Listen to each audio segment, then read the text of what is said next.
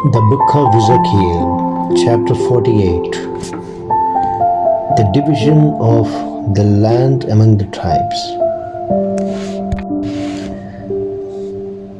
The northern boundary of the land runs eastwards from the Mediterranean Sea to the city of Hethlon, to Hamath Pass, to the city of Enon, to the boundary between the kingdoms of Damascus and Hamath. Each tribe is to receive one section of land extending from the eastern boundary westwards to the Mediterranean Sea in the following order from north to south: Dan, Asher, Naphtali, Manasseh, Ephraim, Reuben, and Judah. The next section of the land is to be set apart for special use. It is to be 12.5 kilometers wide from north to south, and the same length from east to west as the sections given to the tribes. The temple will be in this section. In the center of this section, a special area 12.5 kilometers by 10 kilometers is to be dedicated to the Lord. The priests are to have a portion of this holy area. From east to west, their portion is to measure 12.5 kilometers, and from north to south 5 kilometers. The temple of the Lord is to be in the middle of this area. This holy area is to be for the priests who are descendants of Zadok. They served me faithfully and did not join the rest of the Israelites in doing wrong, as the other members of the tribe of Levi did. So they are to have a special area next to the area belonging to the Levites, and it will be the holiest of all. The Levites also are to have a special area, a south of that of the priests. It too is to be 12.5 kilometers from east to west by 5 kilometers from north to south. The area dedicated to the Lord is the best part of all the land, and none of it may be sold or exchanged or transferred to anyone else. It is holy and belongs to the Lord. The part of the special area that is left 12.5 kilometers by 2.5 kilometers is not holy, but is for the general use of the people. They may live there and use the land. The city is to be in the center of it, and it will be a square measuring 2,250 meters on each side. All round the city on each side there will be an open space 125 meters across. The land that is left after the city has been built in the area immediately to the south of the holy area, 5 kilometers by 2.5 kilometers on the east and 5 kilometers by 2.5 kilometers on the west, is to be used as farmland by the people who live in the city. Anyone who lives in the city, no matter which tribe he comes from, may farm the land. And so the total area of the center of the section which was set apart will be a square measuring 12.5 kilometers on each side, and it will include the area occupied by the city. To the east and to the west of these areas which contains the temple, the priests' land, the Levites' land, and the city, the remaining land belongs to the ruling prince. It extends eastwards to the eastern boundary and westwards to the Mediterranean Sea, and is bounded on the north by the section belonging to Judah, and on the south by the section belonging to Benjamin. land for the other tribes.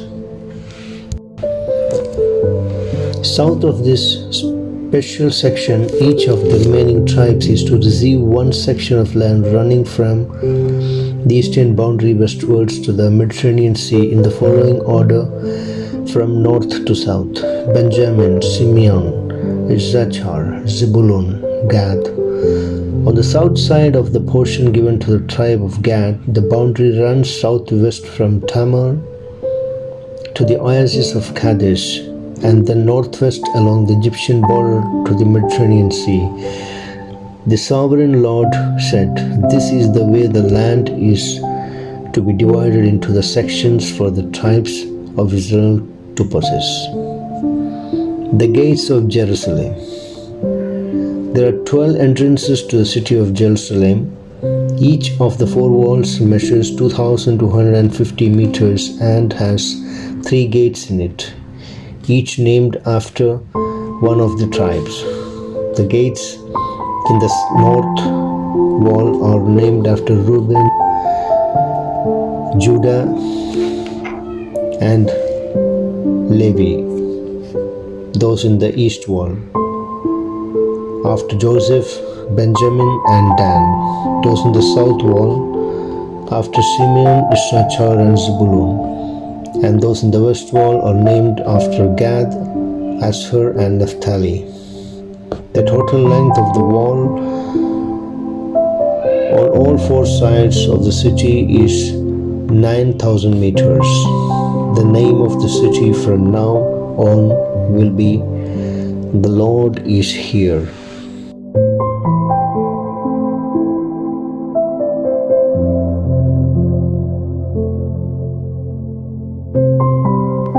Daniel chapter 1.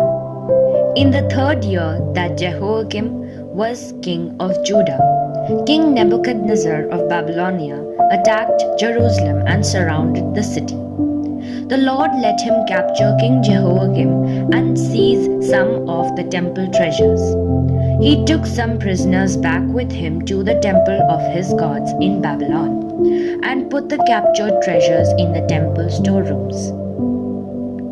The king ordered Ashpenaz, his chief official, to select from among the Israelite exiles some young men of the royal family and of the noble families. They had to be handsome, intelligent, well-trained, quick to learn, and free from physical defects, so that they would be qualified to serve in the royal court. Ashpenaz was to teach them to read and write the Babylonian language. The king also gave orders that every day they were to be given the same food and wine as the members of the royal court. After 3 years of this training, they were to appear before the king. Among those chosen were Daniel, Hananiah, Mishael, and Azariah, all of whom were from the tribe of Judah. The chief official gave them new names: Belshazzar, Shadrach, Meshach, and Abednego. Daniel made up his mind not to let himself become ritually unclean by eating the food and drinking the wine of the royal court. So he asked Ashpenaz to help him, and God made Ashpenaz sympathetic to Daniel. Ashpenaz, however, was afraid of the king, so he said to Daniel, "The king has decided what you are to eat and drink, and if you don't look as fit as the other young men, he may kill me." So Daniel went to the guard whom Ashpenaz had placed in charge of him and his 3 friends. "Test us for 10 days," he said. "Give us vegetables to eat and water to drink.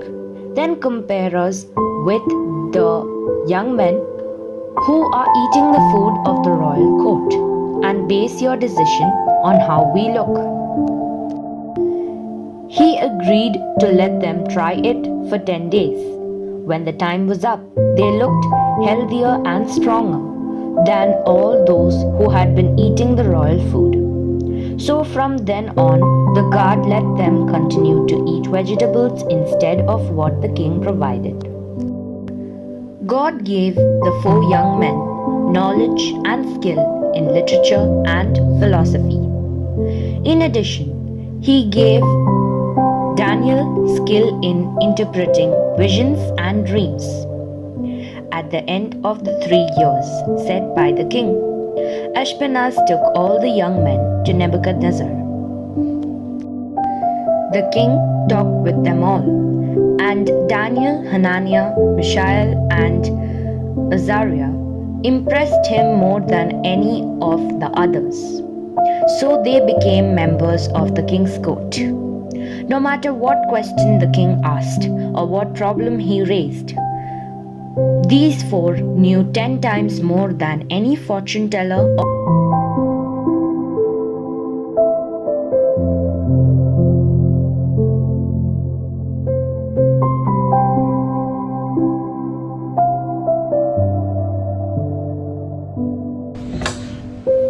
The Book of Daniel, Chapter 2. Nebuchadnezzar's Dream. In the 2nd year that Nebuchadnezzar was king, he had a dream. It worried him so much that he couldn't sleep, so he sent for his fortune tellers, magicians, sorcerers, and wizards to come and explain the dream to him. When they came and stood before the king, he said to them, "I am worried about a dream I have had. I want to know what it means." They answered the king in Aramaic, "May your majesty live forever. Tell us your dream, and we will explain it to you." The king said to them, "I have made up my mind that you must tell me the dream and then tell me what it means. If you can't, I will have you torn limb from limb and make your houses a pile of ruins.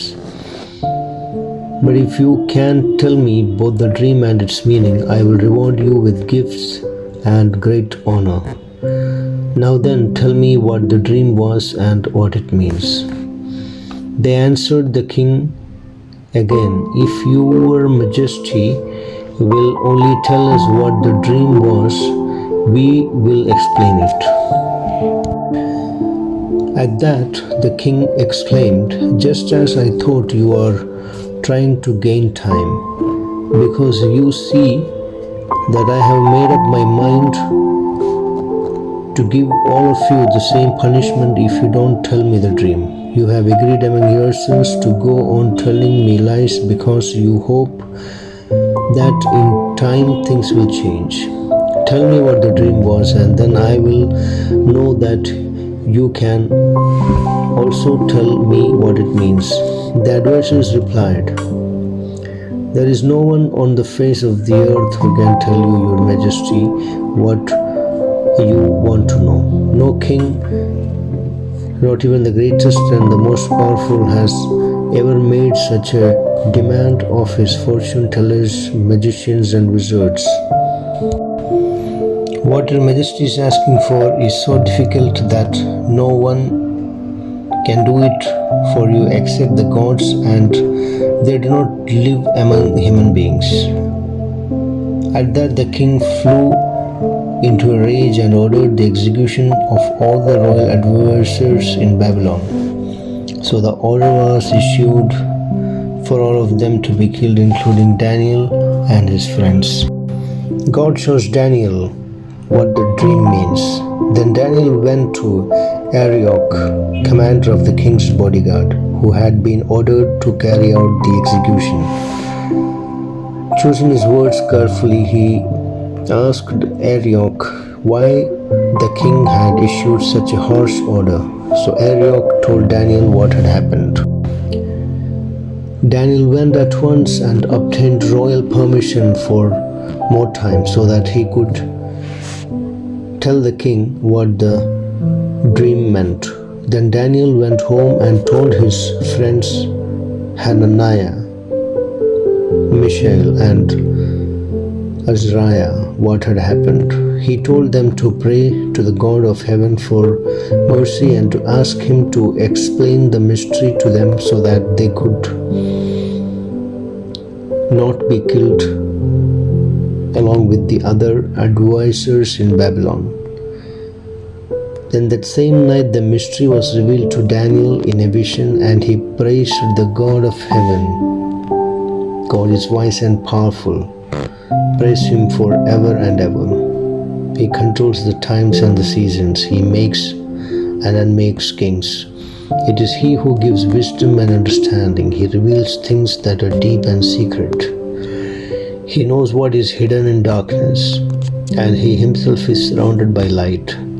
I praise you and honor you, God of my ancestors.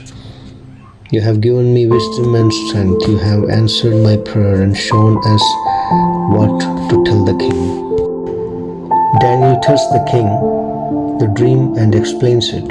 So Daniel went to Arioch, whom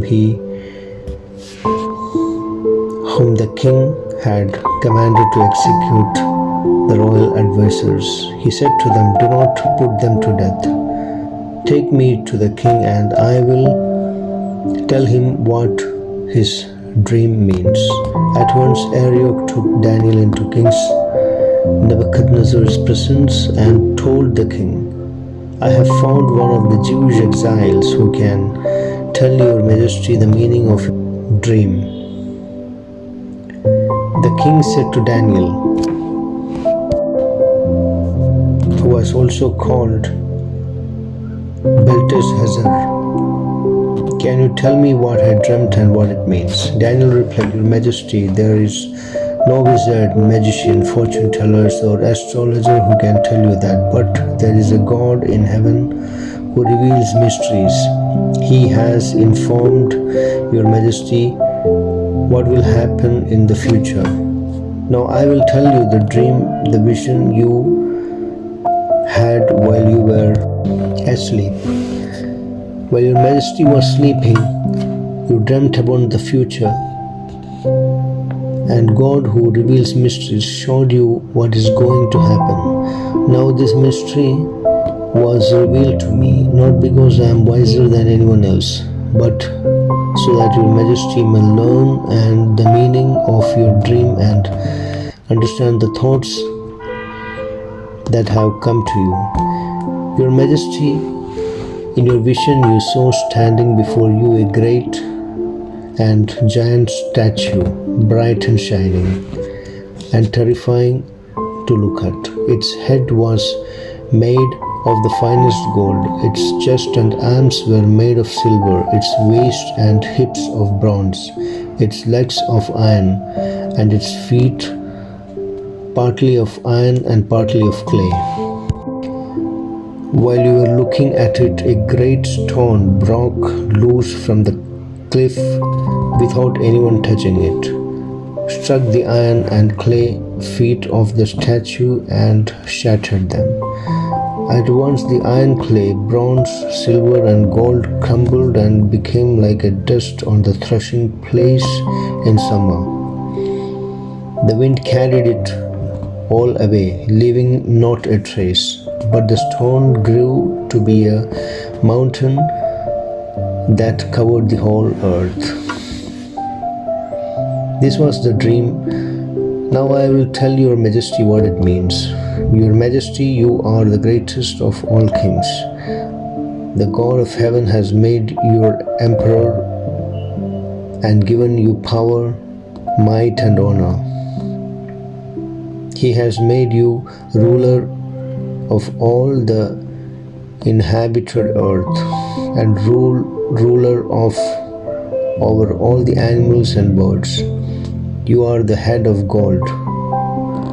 After you there will be another empire, not as great as yours, and after that a third, an empire of bronze, which will rule the whole earth.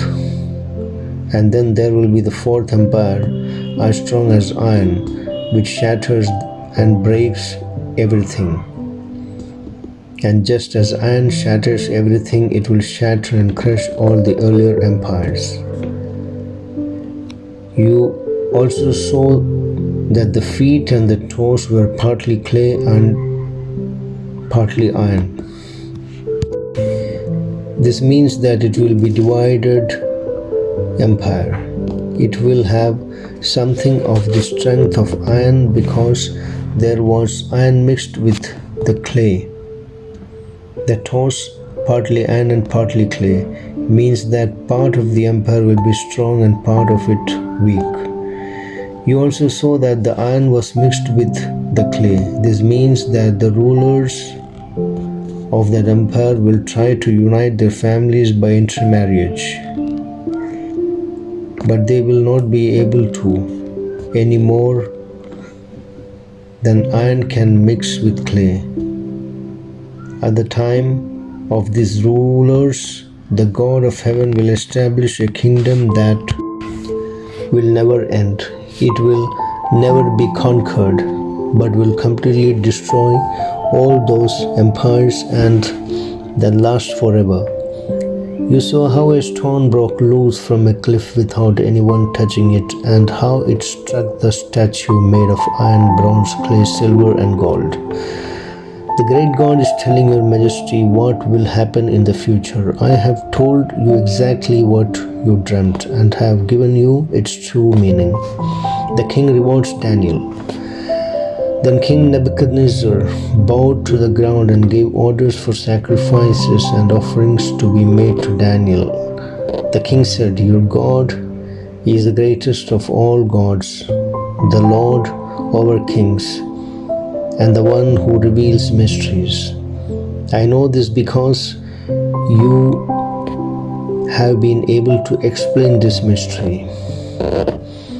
Then he gave Daniel a high position, presented him with many splendid gifts,